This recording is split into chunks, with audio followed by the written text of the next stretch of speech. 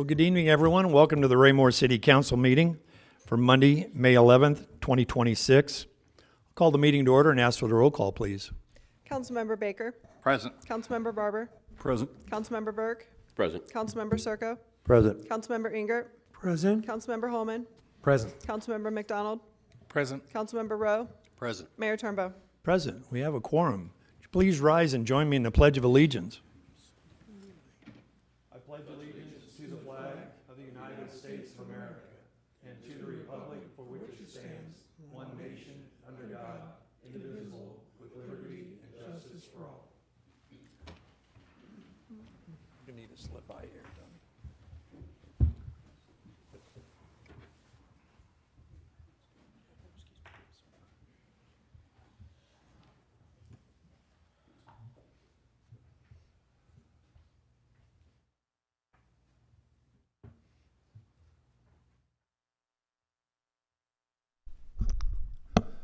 City Council members, Mr. Fearborn and staff, citizens of Raymore, thank you for being here this evening, and good evening.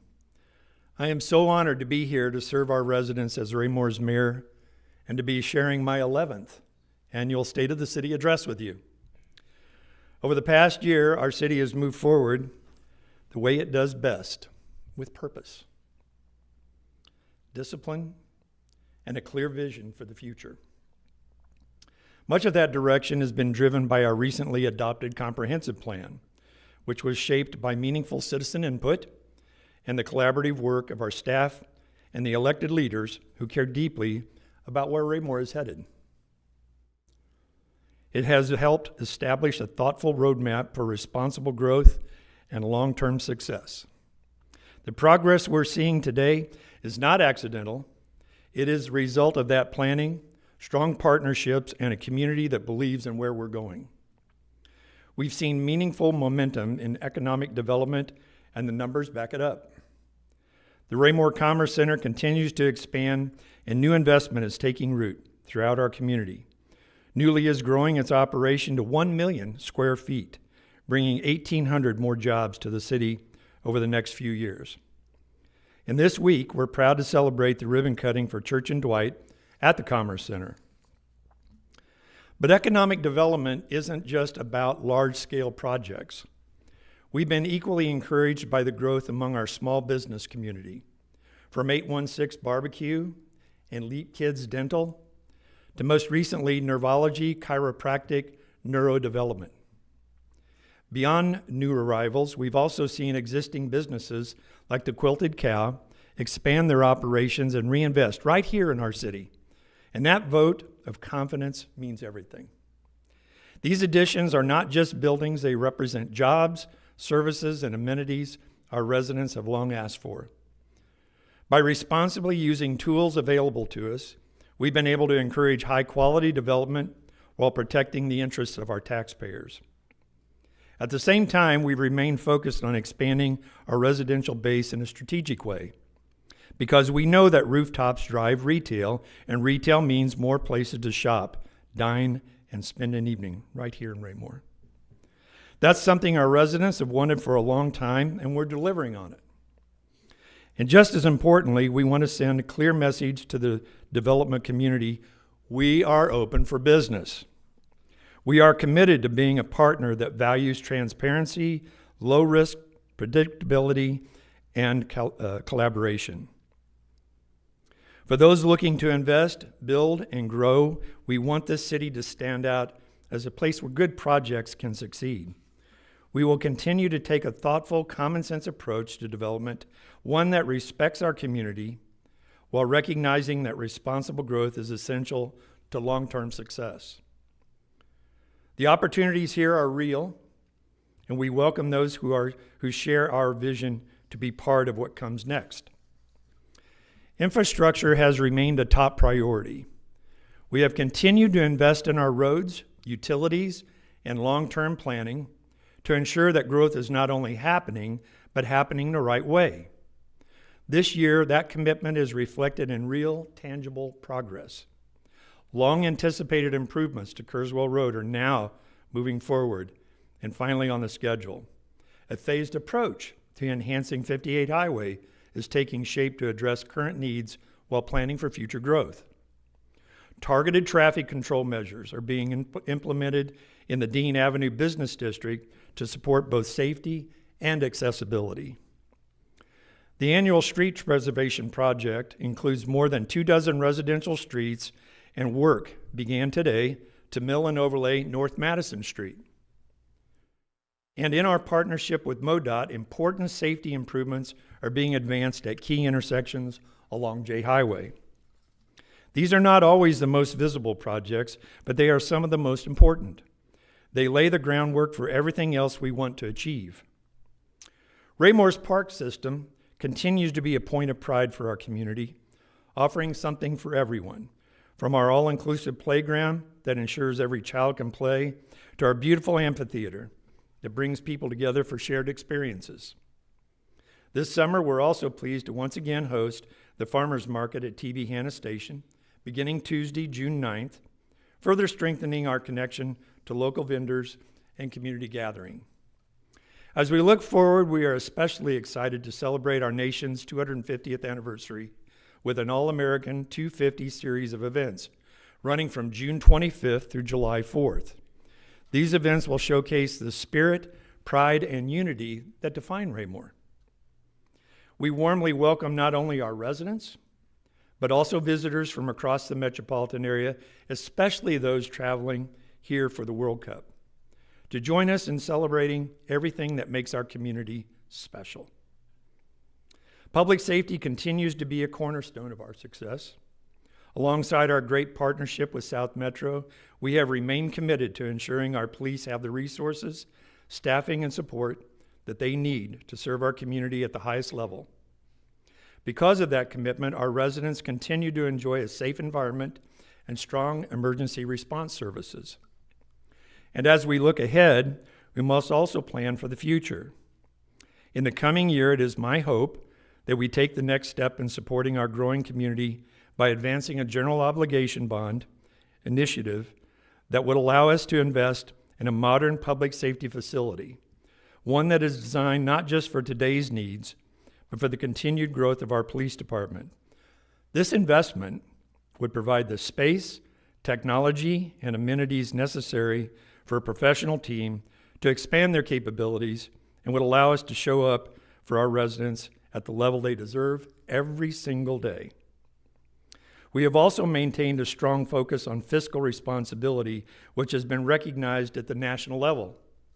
This year, the city received 2 prestigious finance awards for the 22nd and 15th consecutive years, respectively. These aren't participation trophies. They reflect the high standards, exceptional skill, and quiet dedication of a team that takes responsible stewardship of public dollars seriously, year in and year out. Through disciplined budgeting and careful financial management, we have positioned our city to grow without placing unnecessary burdens on our residents. Growth is working for us, not against us. And again, that is by design. The quality of life in our community continues to improve, and that's something we're celebrating. Investments in parks, trails, and community events aren't just line items on a budget. These investments say something about who we are and what we value as a community. They strengthen the sense of connection and pride that makes this city such a special place to live. These are the things that turn a growing city into a thriving one. These are the things that connect us to one another, that build something larger than any one neighborhood or development. This is how a city becomes more than a place to live. It becomes a community worth belonging to. Over the last decade, I've had a front row seat in seeing this city evolve in a thoughtful and intentional way into a place that is vibrant, competitive, and full of opportunity. But through all of it, what's never changed is the heart of this community. Raymore is still the kind of place people are proud to call home. And that's not by chance. It's the result of people who care deeply about getting it right. The state of our city is strong. Our foundation is solid. Our momentum is real, and our community is as committed as ever. But we must be clear-eyed about what lies ahead. Decisions being made at the state level will have impacts on the resources we depend on to provide services and serve this community. We will face these challenges the same way we faced every other challenge, together, and with Raymore's best interests leading the way. The road ahead requires more than just careful planning. It requires the collective spirit of every resident, every business owner, and every family that calls Raymore home. To make that engagement easier and more direct, we are excited to introduce our new citizen input tool, FlashVote. I urge every resident to sign up today, engage with the critical issues, and provide input on the important matters shaping our community. Now is the time to lean in, to engage with our vision, and to contribute your unique voice to the story we are writing together. Let us not just witness the future of Raymore, let us build it. Let us move forward with an unwavering belief in what we can achieve when we stand united. Together, we will ensure that Raymore remains a beacon of opportunity and a community of excellence for generations to come. The future is ours to create. Let's get to work. Thank you.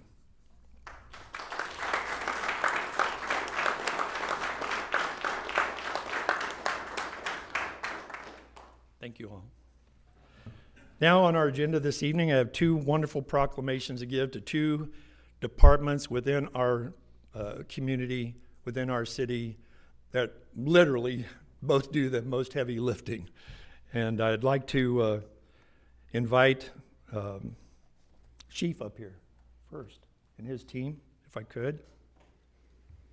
This is a proclamation for National Police Week. Come on over. You can join me. You can get closer. I won't hurt you. He's the chief now, not me.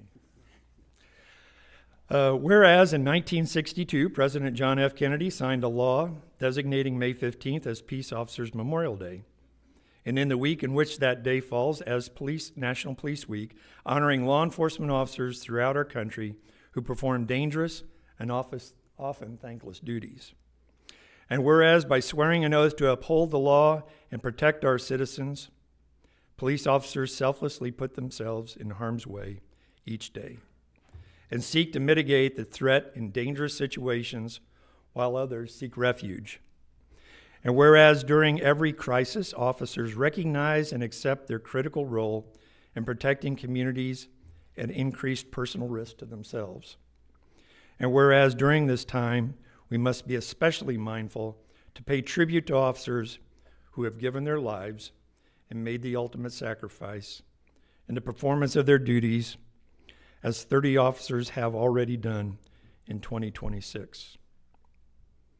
Whereas the outstanding officers of Raymore Police Department are committed through oath and personal fidelity to provide dedicated service and protection for our community, and whereas it is both important and proper that the citizens of Raymore recognize the tremendous duty and responsibility borne by our police officers, not just during this special week, but all throughout the year. Now, therefore, I, Christopher P. Turnbull, Mayor of the City of Raymore, do hereby proclaim this week of May 10 through 16, 2026 as National Police Week in the City of Raymore in honor of the men and women whose diligence and professionalism keep our city and citizens safe. If witness whereof, I have hereunto set my hand and caused the seal of the City of Raymore to be affixed this 11th day of May, 2026. Chief.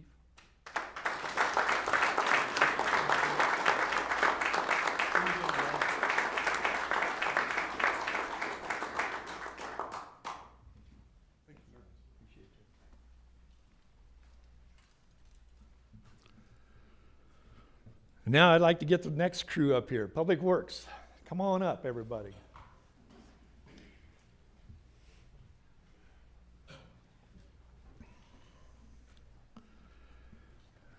As you see, we have a solid team of professionals here as well, who we appreciate very much. That's why I'd like to offer this proclamation this evening. Whereas public works professionals focus on infrastructure, facilities, and services that are of vital importance to sustainable and resilient communities and to public health, high quality of life, and well-being of the people of Raymore. And whereas these infrastructure, facilities, and services could not be provided without the dedicated efforts of public works professionals who are engineers, managers, and employees at all levels of government and the private sector, who are responsible for rebuilding, improving, protecting our nation's transportation, water supply, water treatment, and solid waste systems, public buildings, and other structures and facilities essential for our citizens. And whereas it is in the public interest for the citizens, civic leaders, and children in Raymore to gain knowledge of and maintain an ongoing interest and understanding of the importance of public works and public works programs in their respective communities. And whereas the year 2026 marks the 66th annual National Public Works Week sponsored by the American Public Works Association, now therefore I, Christopher B. Turnbow, Mayor of the City of Raymore, do hereby designate the week of May 17 through 23, 2026 as National Public Works Week and urge all citizens to join with representatives of the American Public Works Association and government agencies in activities, events, and ceremonies designed to pay tribute to our public works professionals, engineers, managers, and employees, and to recognize the substantial contributions they make to protecting our national health, safety, and advancing quality of life for all, in witness whereof I have hereunto set my hand and caused the seal of the City of Raymore to be affixed this 11th day of May, 2026.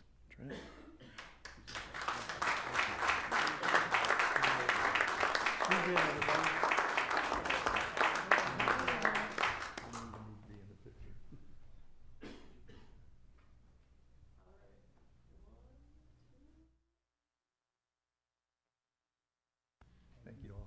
Appreciate you guys. Thank you. Thanks for coming up. I see you all.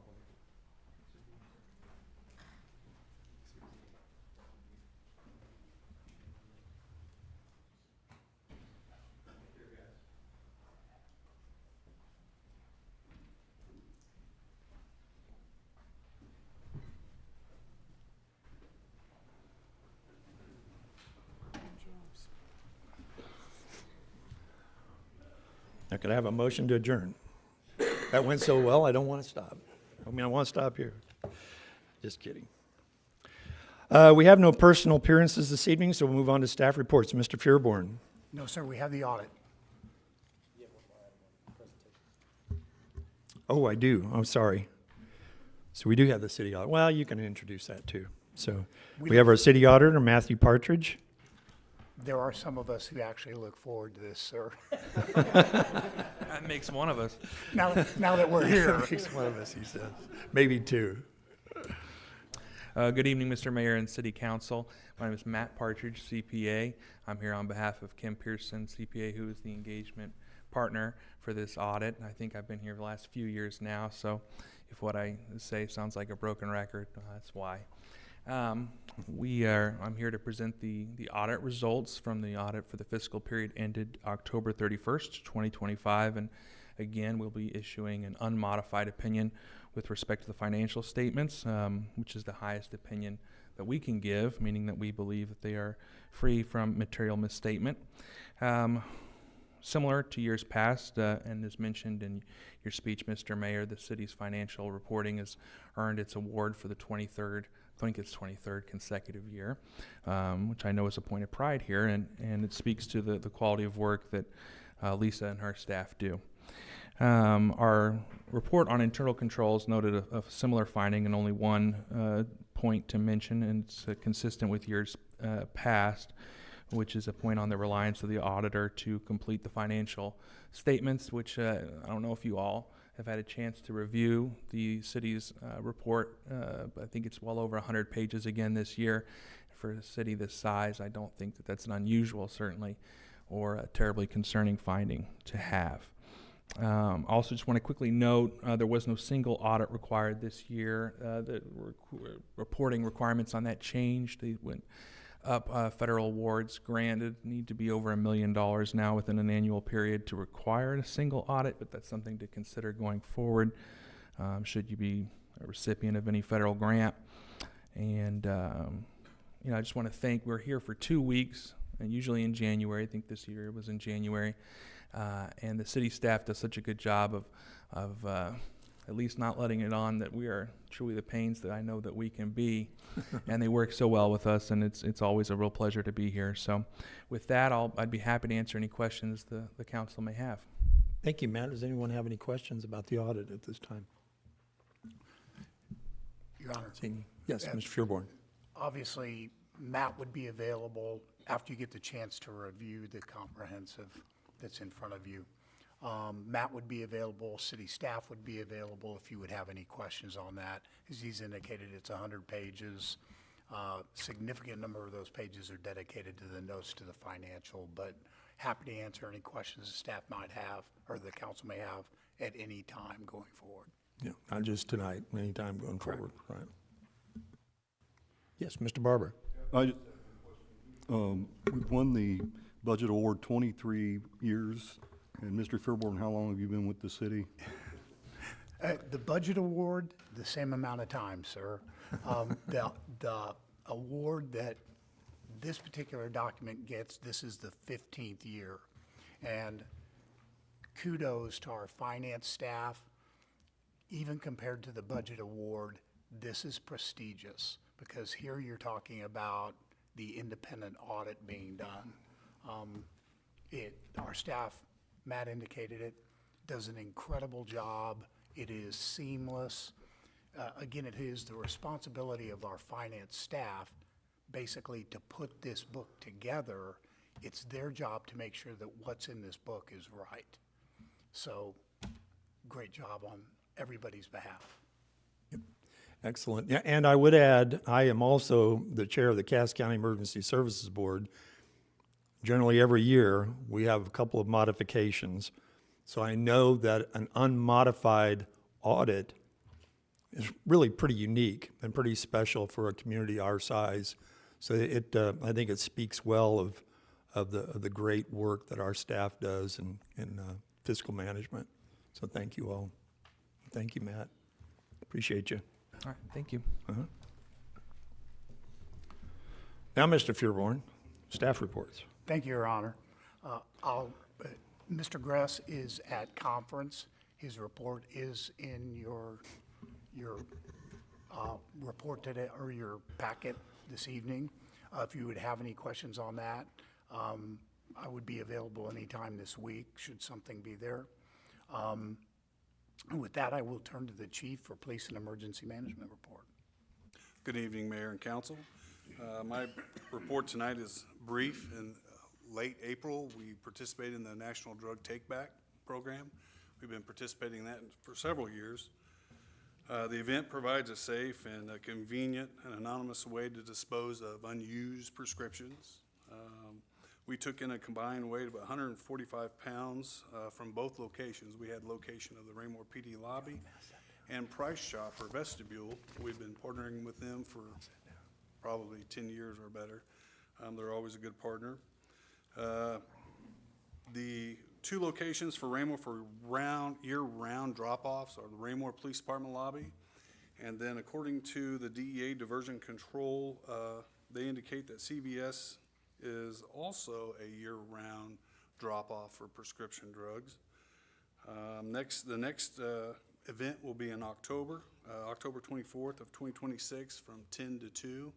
They typically run one in the spring and one in the fall. They're always in April and October. The date sometimes changes. This year we were just shy of the fall amount, but I would imagine this fall will be pushing 175 or higher. Okay. That's my report, sir. Thanks, Chief. Any questions of the chief? Thank you, sir.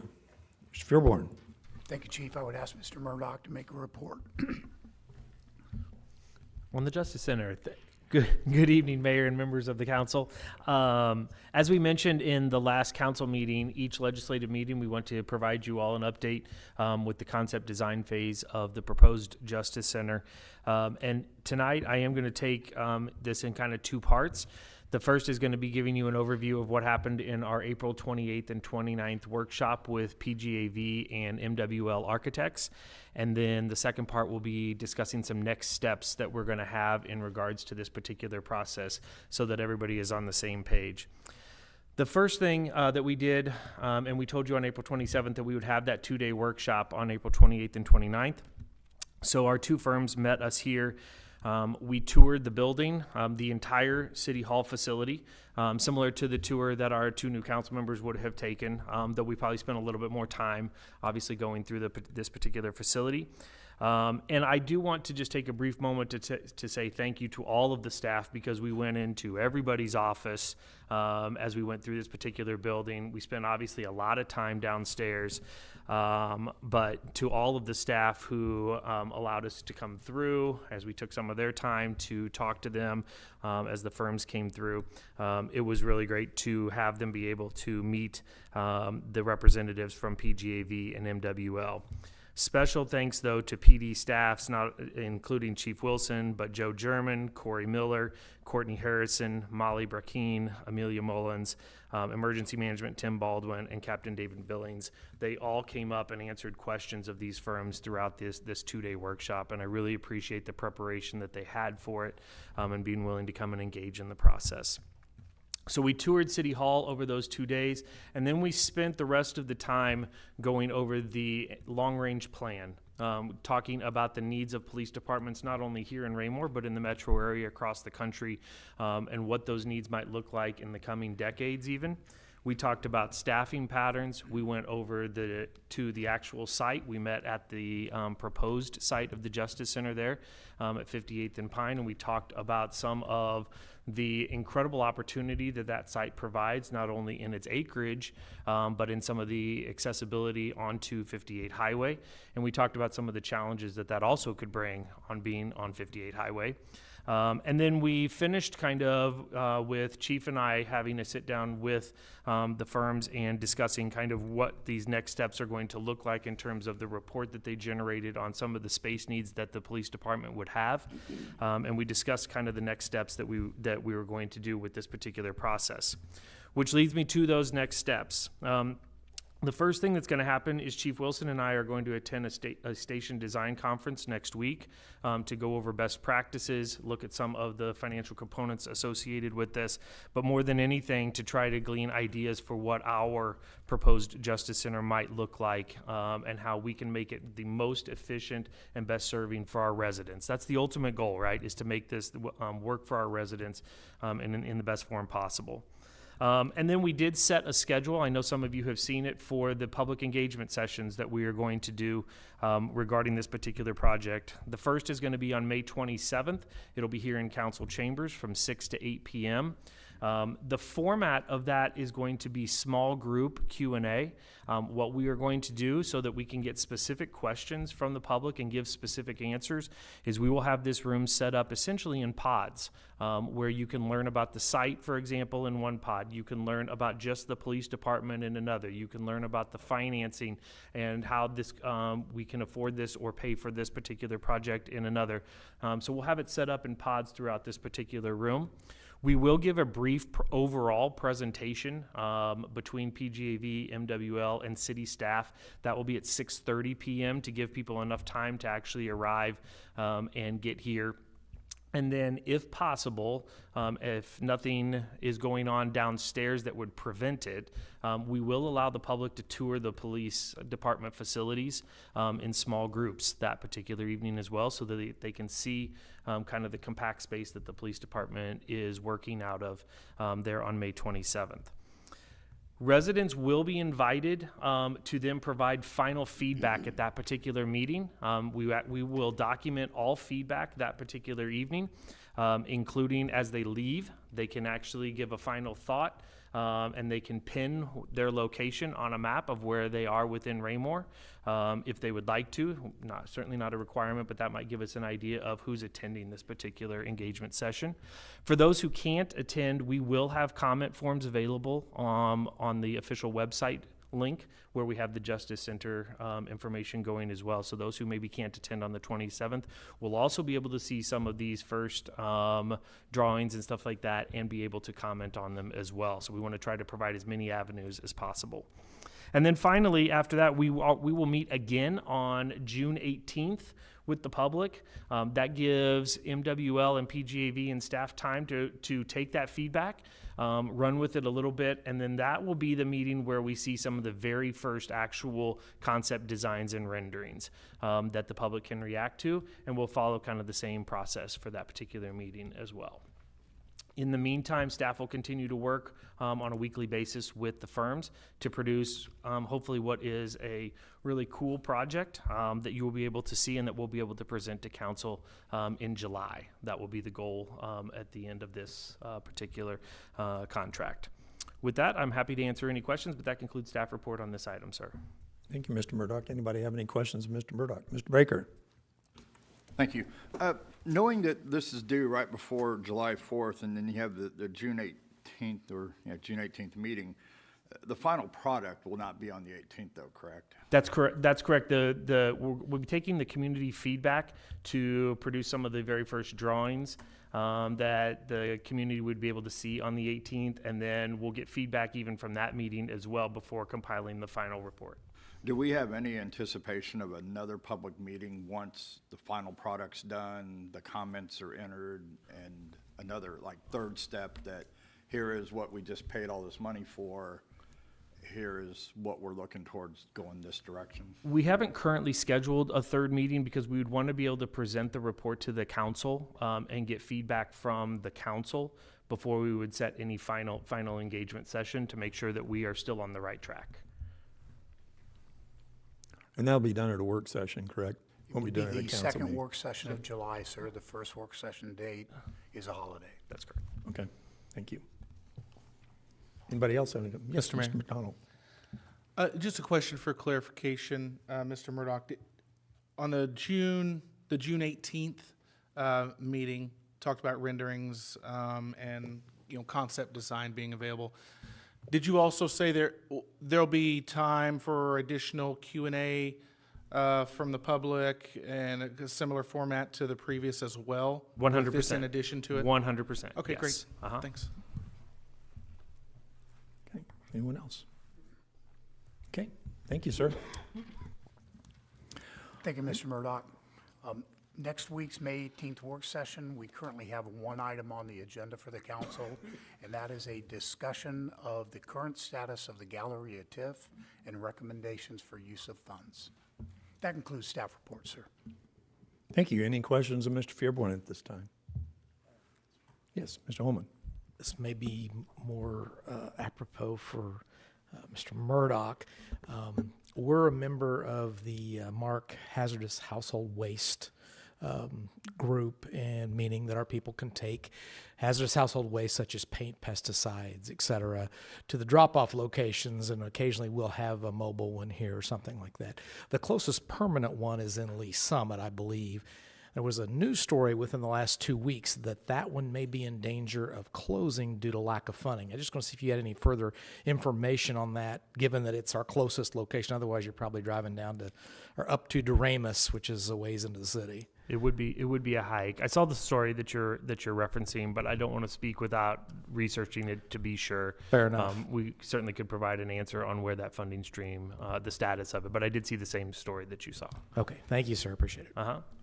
Yeah, with regard to that, so Senate Bill 1586, which is under consideration right now by the state, is would be dialing back the funding to the solid waste management districts for those types of special things that they do provide for us, and so that funding may be cut.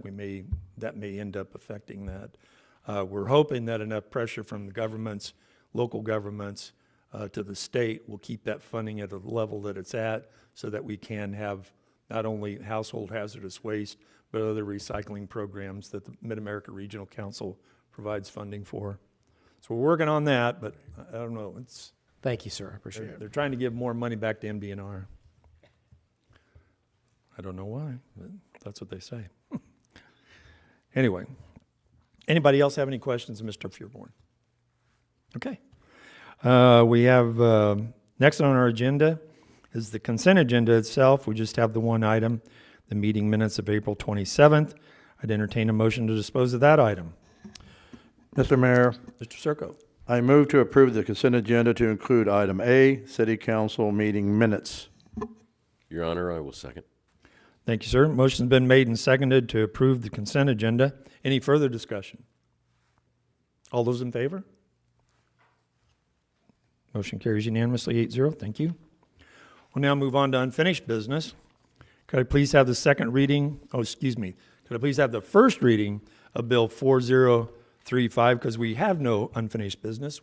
We're right into new business. So could I please have the first reading of Bill 4035?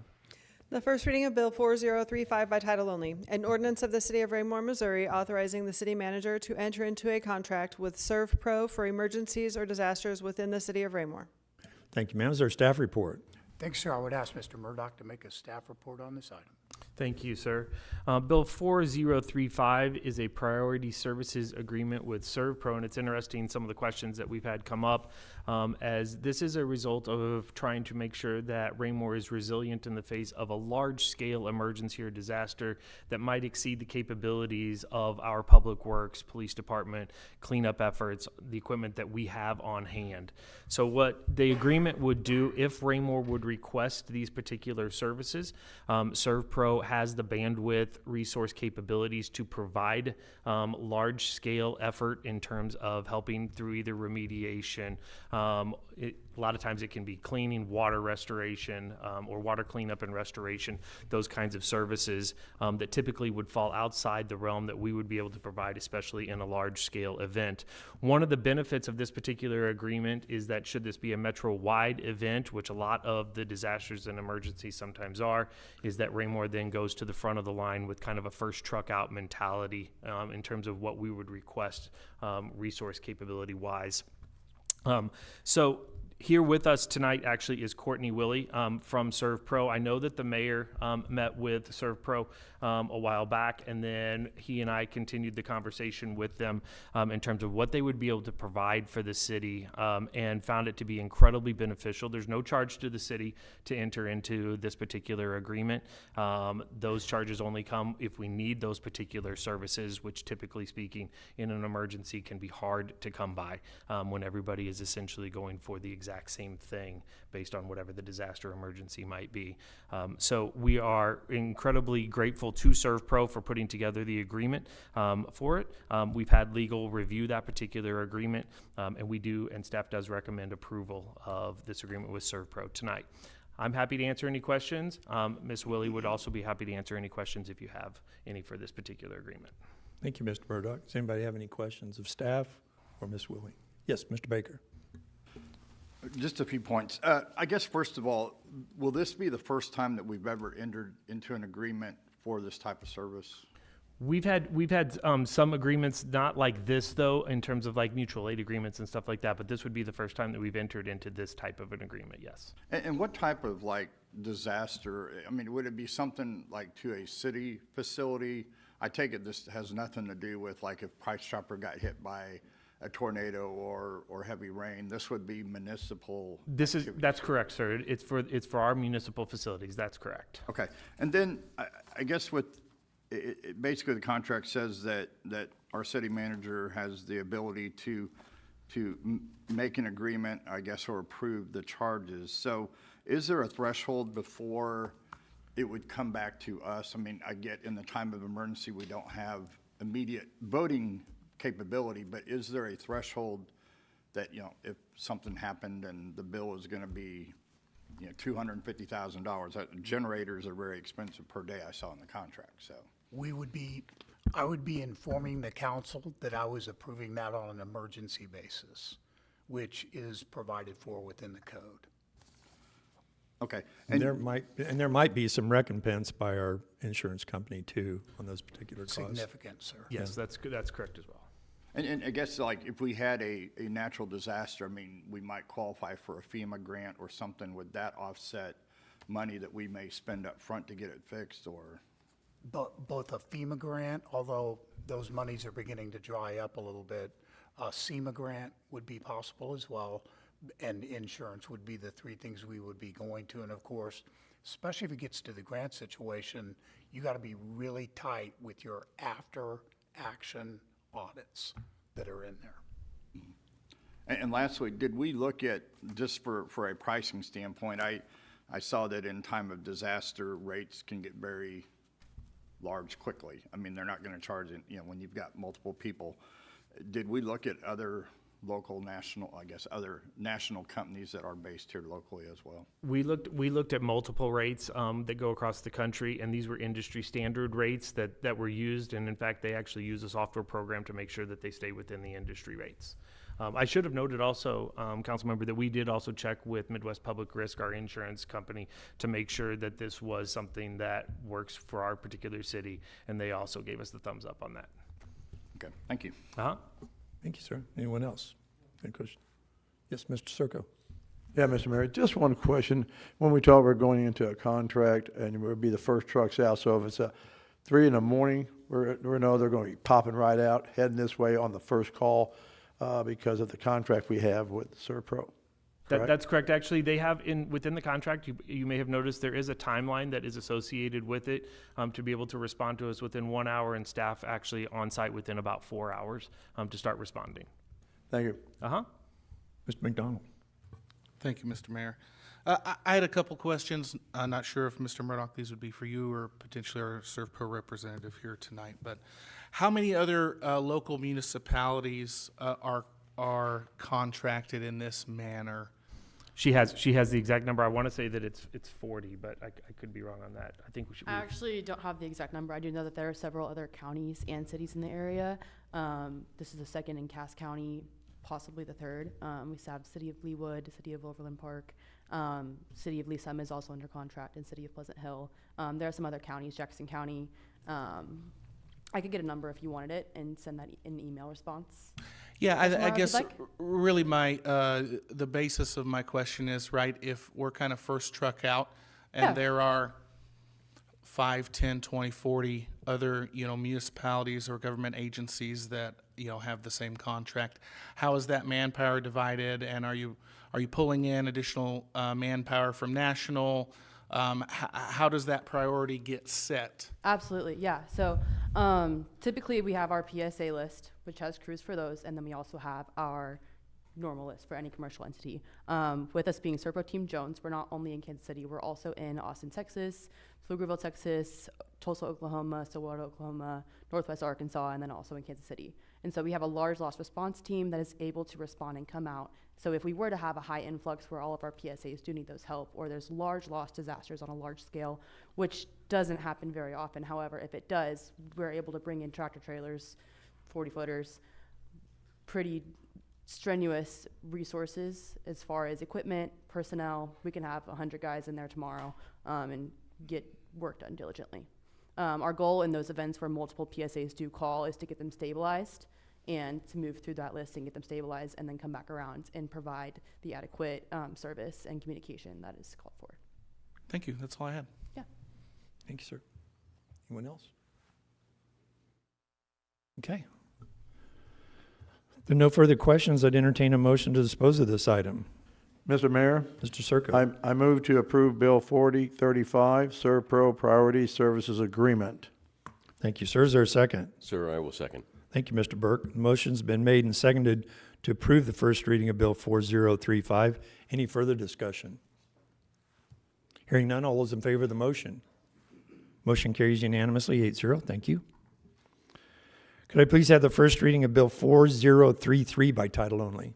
The first reading of Bill 4033 by title only, an ordinance of the City of Raymore, Missouri, approving and authorizing a contract with Heartland Sign and Lighting in the total amount of $137,628 for the installation of outdoor video display signs at Recreation Park and Hawk Ridge Park. Thank you, ma'am. Is there a staff report? Thank you, sir. I would ask Mr. Mustine to make a report on this agenda item. Thank you, sir. Mayor, members of the council, tonight I'm presenting a contract with Heartland Sign and Lighting to provide 2 outdoor digital signs, one at Recreation Park and one at Hawk Ridge Park.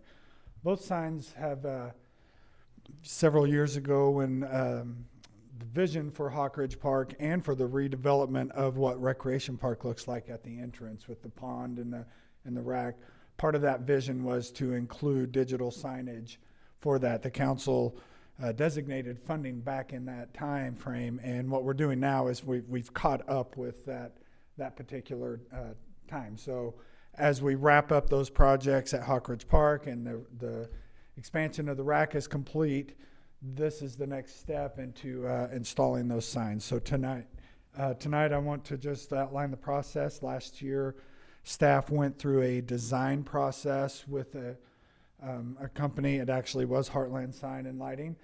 And we designed the signs, and we demoed several of the programs that will operate both of those signs.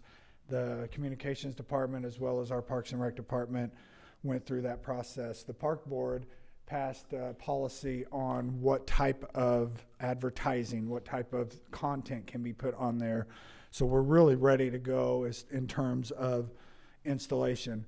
In January, we bid out the scope of work for both of those signs. We received 3 bids, and Heartland Sign and Lighting was the lowest and most responsive of those bids. So tonight before you, within the packet, are some photographs of what they might look like or what they're going to look like. And then the park board approved this contract at their last meeting in April, and it's here before you now. I'm happy to answer any questions.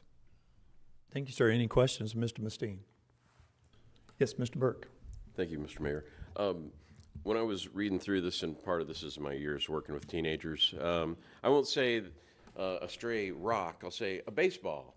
What impact protection does the front of this screen have from a baseball or something going a little harder? Well, there is obviously going to be a certain amount of impact, is not indestructible, right? Yeah. But there is a layer, and Mr. Davenport, Galen is with Heartland Sign and Lighting. He could probably do a better job of defining that if you would like him to answer that question for you. But there is a protective layer on the screen that, takes some impact that doesn't shatter the screen. Right. Okay, thank you. I feel like I saw things in there talking about able to withstand 115 miles an hour winds, but Yes. and then the aluminum cabinet and keeping the water and dust from inside. And we took those things into account with the location off the ground. Obviously, they're ground-mounted signs, so we know that that's a possibility. Thank you. What are the exact locations of these signs? So at Recreation Park, when you go around the roundabout and you look towards the rack, there's the monument sign right now that says Recreation Park. We will remove that, and that sign will go right there. Okay. It's a one-sided sign, so it's very visible as you do the roundabout. The Hawk Ridge Park sign is at the new parking lot. There's where the ground is graded for the new plaza pavilion, and then the driveway in, there's an island there. The Hawk Ridge Park sign will go in that island. It's actually a 2-sided sign, so you'll see it going both ways of traffic on Sunset. So neither one of them are located near active athletic events? No, sir. Yeah, so I didn't know if you... Okay. Hawk, Maybe a Frisbee. You might catch a Frisbee, But I did, right after that, see the vandalism report on the news. So. Gotcha. They are, however, not car-proof. So That's true. Yeah, that's what insurance is for, right? I only Yes, bring it Mr. up, sir, Circle. because there was a car ran into our Vision Center post today. Oh. Apparently somebody needed to have their eyes checked. Circa. went to the right place. Thank you, Mr. Mayor. Yeah, I would assume, being in insurance all my life, that will carry, a city will carry some type of insurance on that signage. Plus, there's warranties on those things when they put them in, so many years of warranty for different things. So I imagine we'd have both coverage kind of in that format. Yes, sir. Yeah. Yes, Mr. Baker. I guess this is really the first time that we've seen the conceptual design here, I guess. Was there a reason, like on Hawk Ridge, maybe it's because it's vertical, but we just say Hawk Ridge and we don't have any identity to Raymore, like the rec park sign, and we don't, we all refer to it as Hawk Ridge Park, not necessarily just Hawk Ridge? Or was there more to the design because of how it's laid out that we couldn't put more on it, or? Partially, it is for the layout of being double-sided. We were limited in the monument brick space. The larger and more brick and mortar we have, the more expensive it becomes. So some of it was a budgetary design to keep it low, and then we're also within that right-of-way of the street. We're restricted to these rules and regulations through the development services for the signage. So we had a space that we had to stay within. The other is the option was to have it on that bottom layer, and honestly, I didn't feel like it was very visible being that low to the ground, and so we put it on that back side, more vertical, and we tried to make it as big as we could. The more words you put, the smaller they get, so that was one of the reasons why. Those are things that can be adjusted, though. Yes, Mr. Rowe.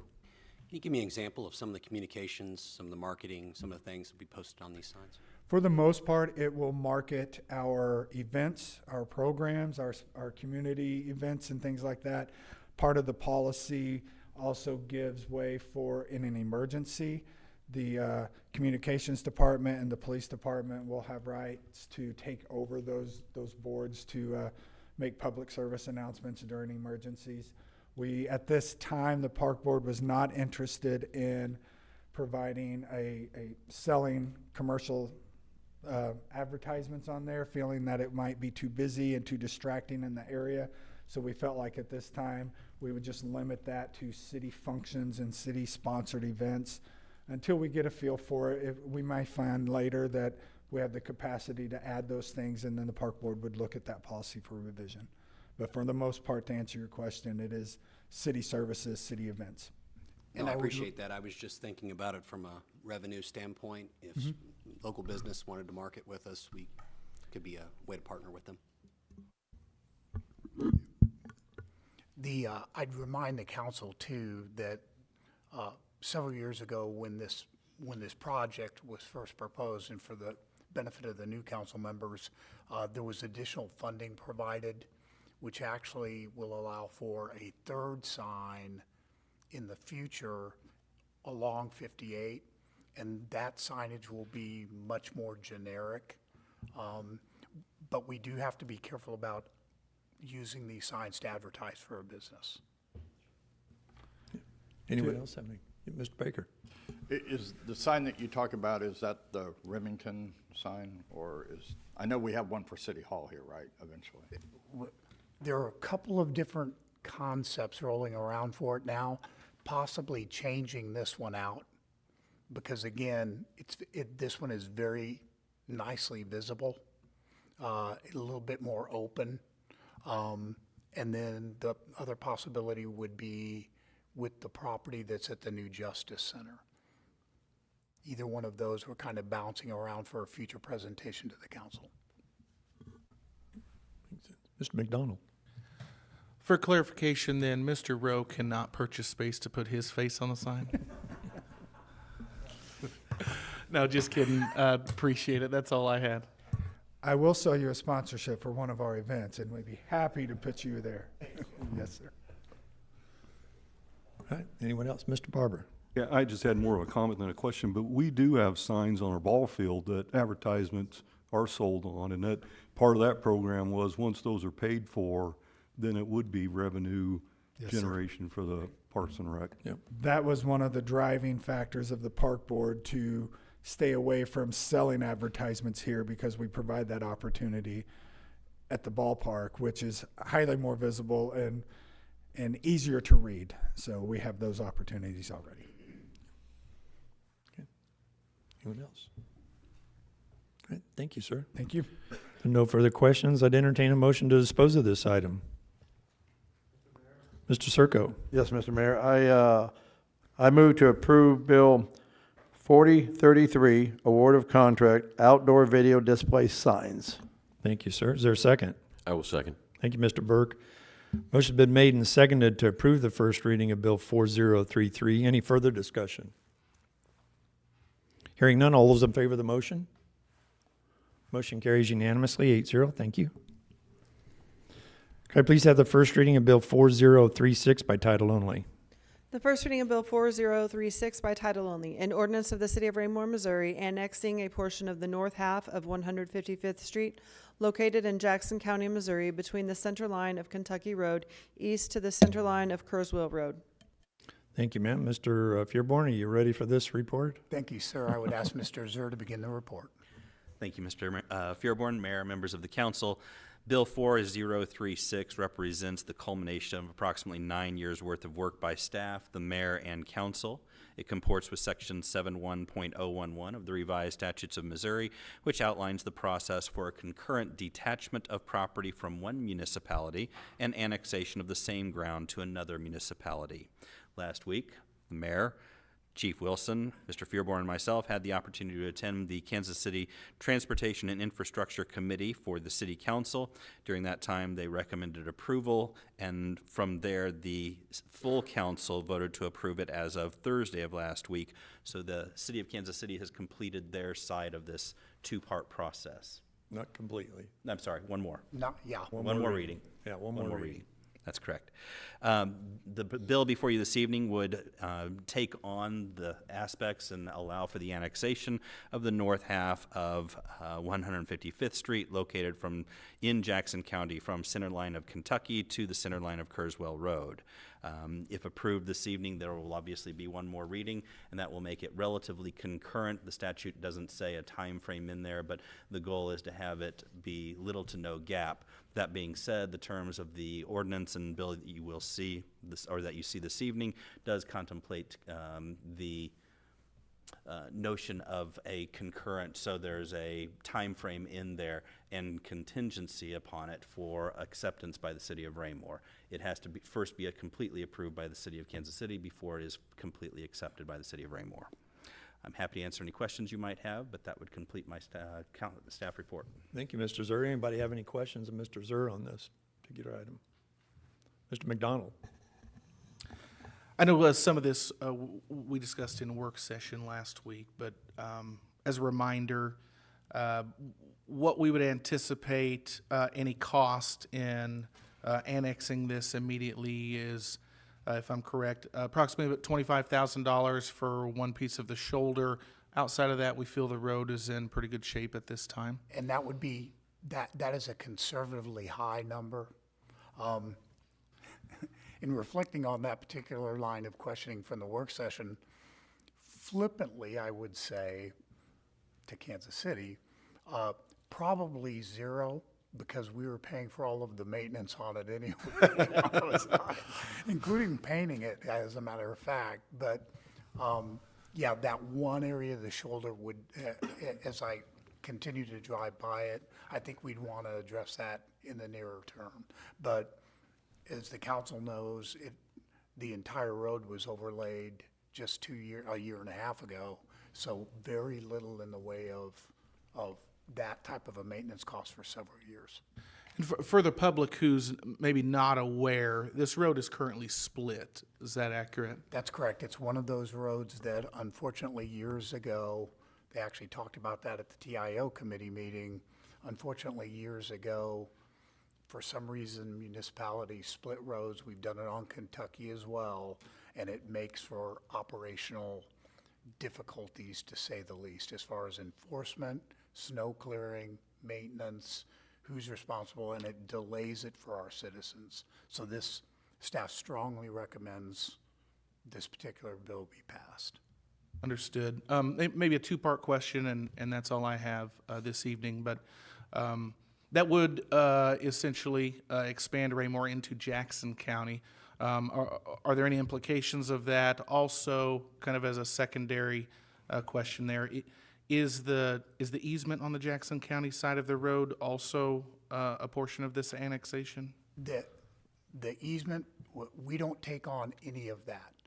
Everything that Kansas City had besides the road, including their granted easements under the road, remain with Kansas City, not our responsibility.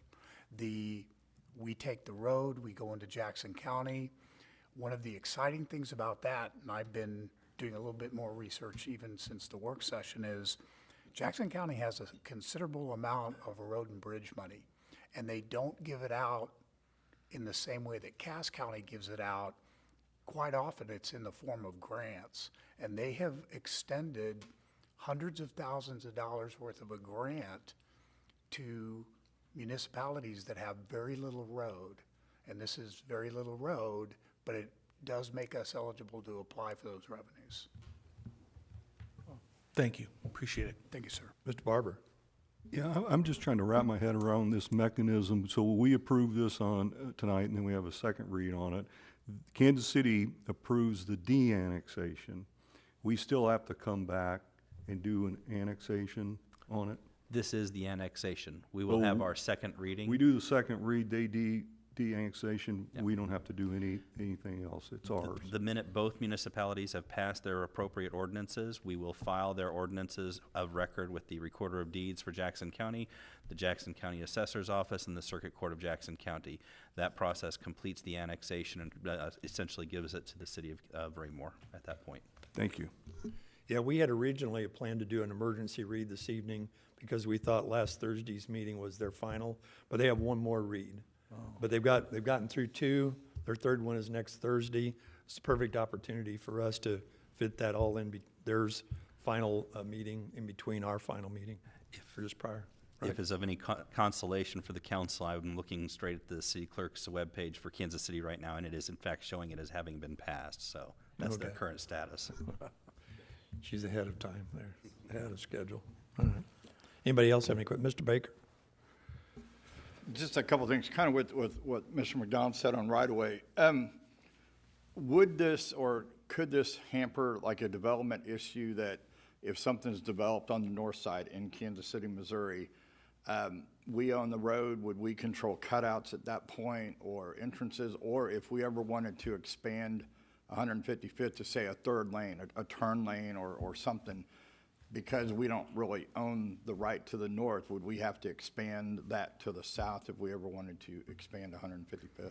Not a question of the easements. Kansas City jurisdictionally comes down to the edge of the road. So if we were going to expand and it was going to be anywhere in there into those residences, we would have to work out something with Kansas City to take that jurisdiction. Okay, and because they own the right-of-way, just hypothetically, you get into an election season, if someone wanted to put a sign and Kansas City, Missouri didn't enforce their sign code, temporary sign code, someone could put a sign right by the side of the north side of 155th, and we would not have jurisdiction at that area, right? Just like now, sir. That's correct. Yeah, okay. Thank you. Anyone else? Okay. If there are no further questions, I'd entertain a motion to dispose of this item. Mr. Mayor, Mr. Circo. I move to approve Bill 4036, annexation of 155th Street. Thank you, sir. Is there a second? Your Honor, I will second. Thank you, Mr. Burke. Motion's been made and seconded to approve the first reading of Bill 4036. Any further discussion? Hearing none, all those in favor of the motion? Motion carries unanimously 8-0. Thank you.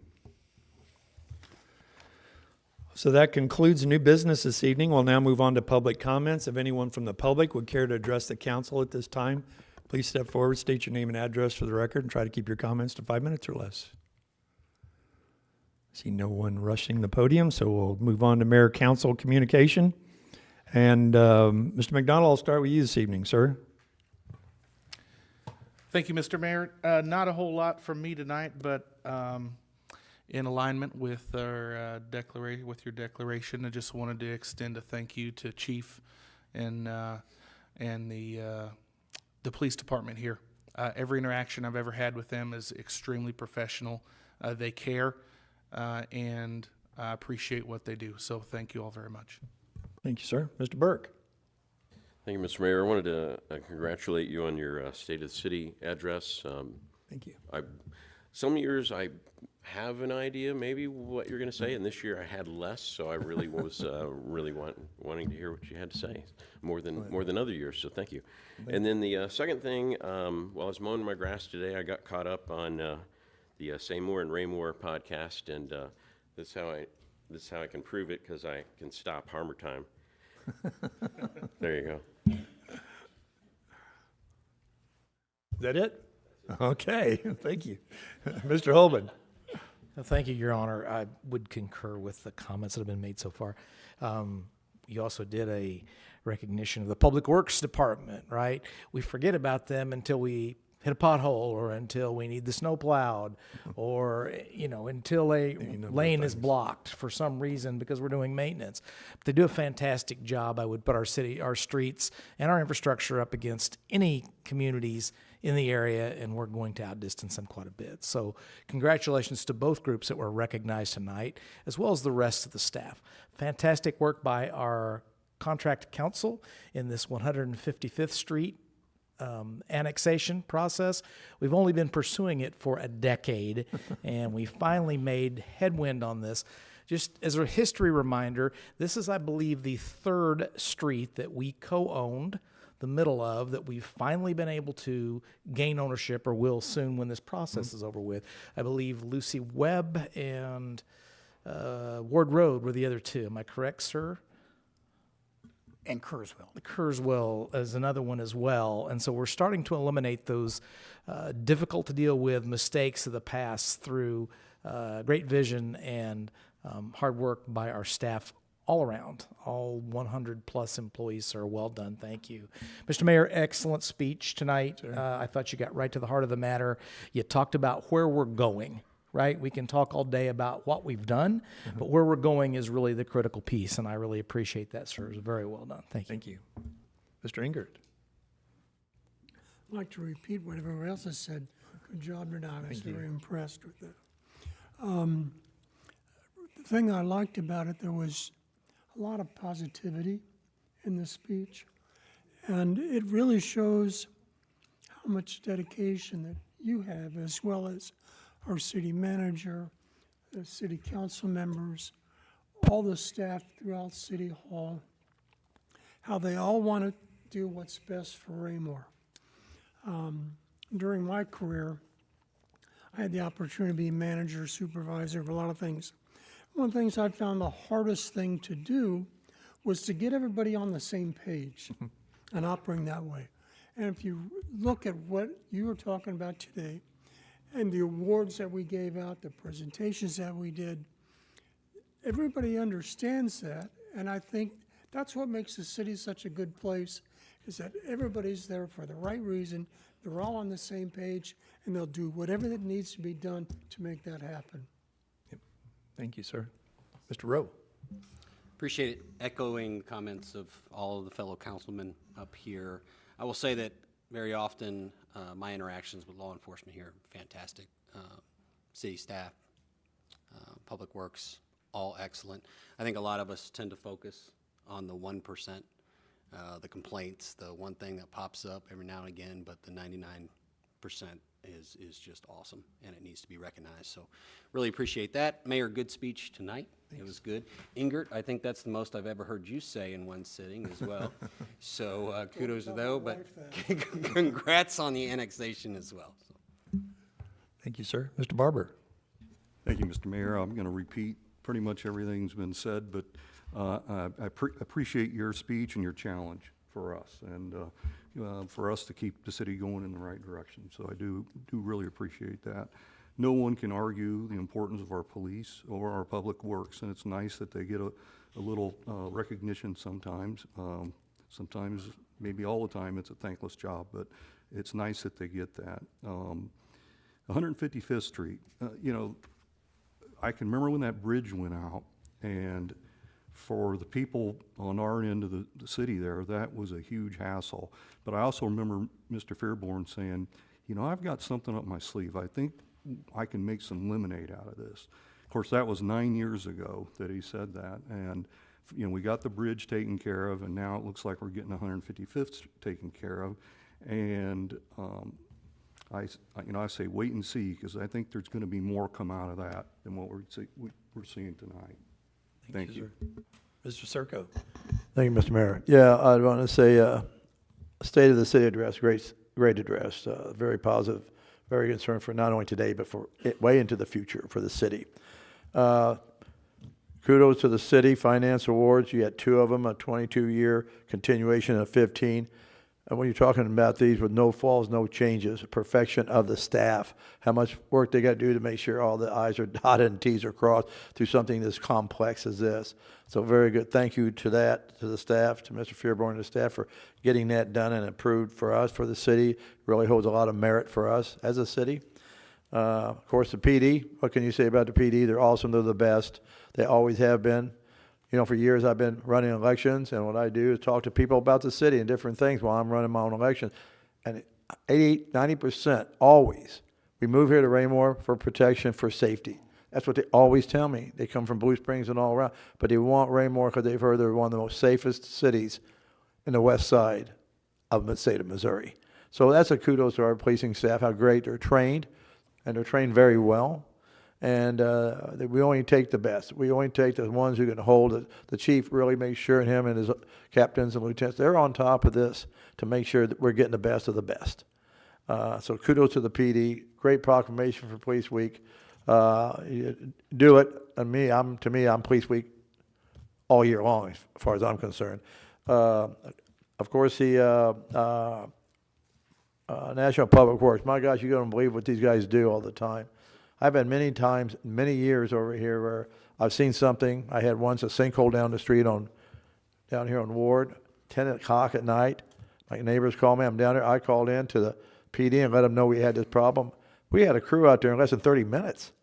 At 10:30 at night, here they are. They're out there. They're putting the red stuff, the orange things out, and they're on top of it. I mean, they're like that fast. So what they do continuously every day through the year with the snow, heat, construction, maybe roads caving in, they're always right on the spot. They're very good at what they do. So really, kudos to them, how good they do. And I guess that's all I got to say. But thank you to the city and everybody. Great night. Thank you, sir. Mr. Baker. I would like to echo the comments of the 2 groups that got awards. I would like to challenge everyone, really, that we should be thanking our police and our public works and really staff every day, or as we have contact with them or engagement with them. It's good to have weekly, a week of nomination, but I know that most people like to keep their contact with the police at a minimum. I sure do. I like talking to Chief Wilson when I come in here, but I try and stay away from interactions with the police department for the right reasons of being a good citizen. But they are there when we need them. Public Works is doing a heck of a job out there. I know that when we have a snow event, it drives our social media platforms of where they're at, what they're doing, and people always have great comments with that. 155th Street, that is exciting. I think it's exciting because we're getting it from Kansas City, Missouri, and we know how they operate and how we operate. We have to control your destiny, and I'm a big proponent of that us controlling 155th going forward is much better than ever relying upon anyone else to do it. But that's big. My next thing is I hope 195th Street's the next one that I'd like to see us take from the county and us control our destiny on that south end for all the stuff that I hear about down there. But again, great state of the city speech. Thank you, sir. Mr. Mayor. I do like that the future of Raymore is in our control, and we just got to guide it down the right path, and we will be a much better city 5, 10, and 20 years down the road. Thank you. Thank you, sir. And thank you for allowing me to provide that State of the City this evening. There's a lot of positive things going on here in town, and I was absolutely pleased to see the kind of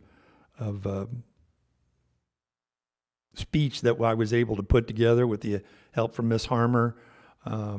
She and I locked horns on a couple of issues, but I think we got that smoothed out there. Not really.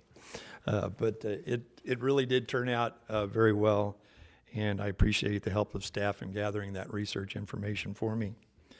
Congrats again to Ms. Williams, Mr. Fearborn.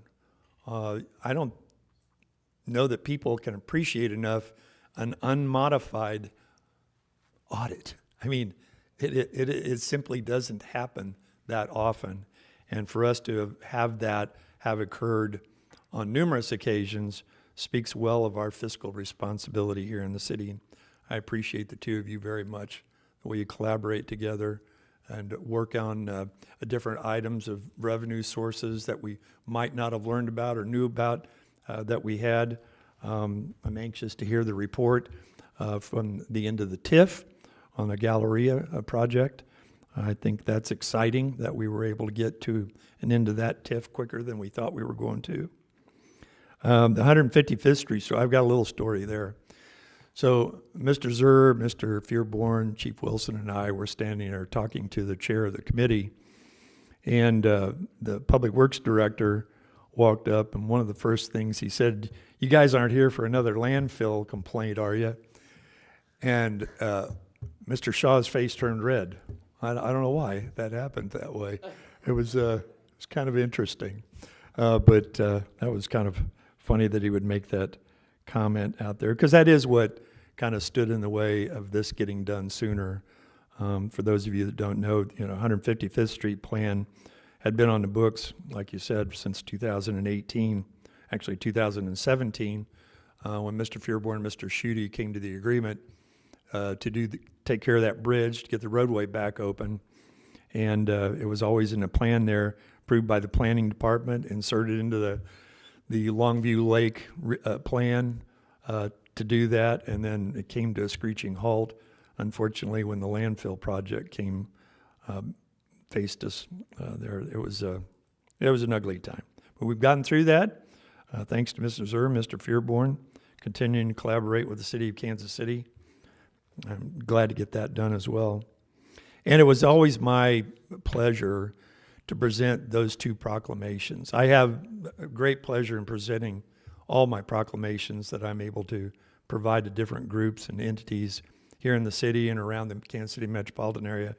But these two are two of my favorite, having an affinity, of course, because of my career with the police department and my work with the Public Works Department. It always is an honor for me to provide those proclamations, and I thank you for your indulgence in allowing me to do that again this year. That's really all I have at this time. We have any need to go to executive? Thank goodness. So I will entertain a motion to adjourn. Mr. Mayor, I make a motion that we adjourn. Thank you, sir. Is there a second? I will second. Thank you, Mr. Burke. Motion's been made and seconded for adjournment. All those in favor? We are adjourned. Thank you very much.